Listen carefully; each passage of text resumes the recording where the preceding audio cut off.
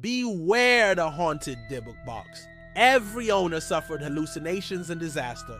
This box is said to hold a demon.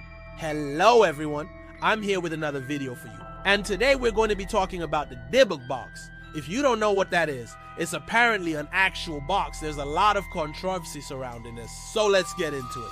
Also, before I forget, I just want to say thank you guys so much for reaching our milestone. I honestly did not think this would ever happen. I started this channel just for fun, and now look at us.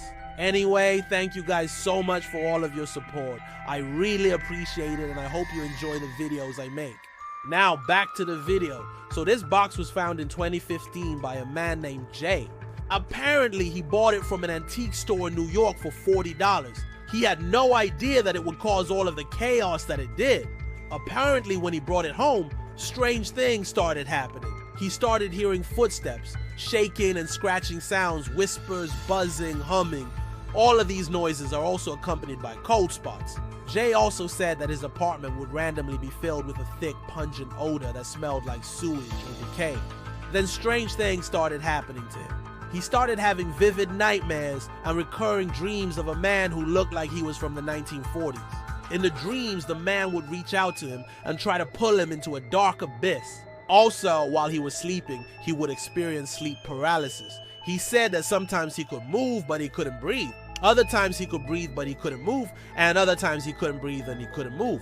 That's pretty classic sleep paralysis right there. Sometimes he would wake up and find unexplained bruises on his body. And also, he noticed that his cats would frantically run around his apartment at night, then hide under his bed.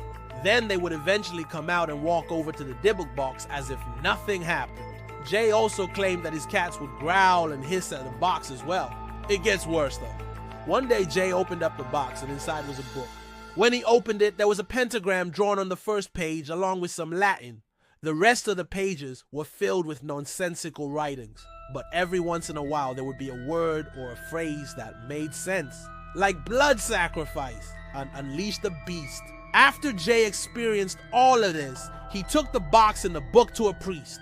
The priest blessed the items and read some scripture. And after he did this, Jay felt better. However, the moment the priest left, all of the paranormal activity started up again, even worse than before.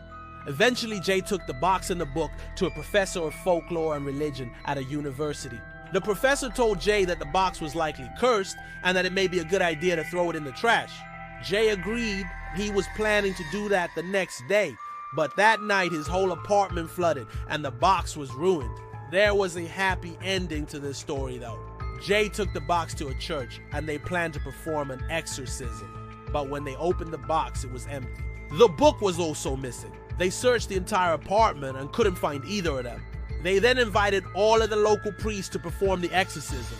Everyone participated in the exorcism. After they performed the ritual, everything went back to normal. The apartment was filled with light, music was playing, and everyone felt peace. Now, some people say that this is all just a hoax. And I'm not gonna lie, it does seem a little fishy to me too. I mean, why would the box flood his apartment? Like, that seems a little far-fetched. I feel like if he wanted to make the story up, he could have just said the box broke and flooded his apartment instead of saying that the water came up from nowhere. Plus, how did the box flood his apartment? It's just a box. What's it gonna do? Turn into like a big water balloon or something? Now, I don't know. Maybe I'm just not giving it enough credit. Maybe it did turn into a big water balloon. I don't know. It's a cursed box. Maybe cursed boxes can turn into big water balloons. Who knows? I don't know. Anyway, what do you think about this case? Do you think it's real or fake? Let me know in the comments below. And also, before you go, don't forget to leave a like and subscribe if you haven't already. And I'll see you next time.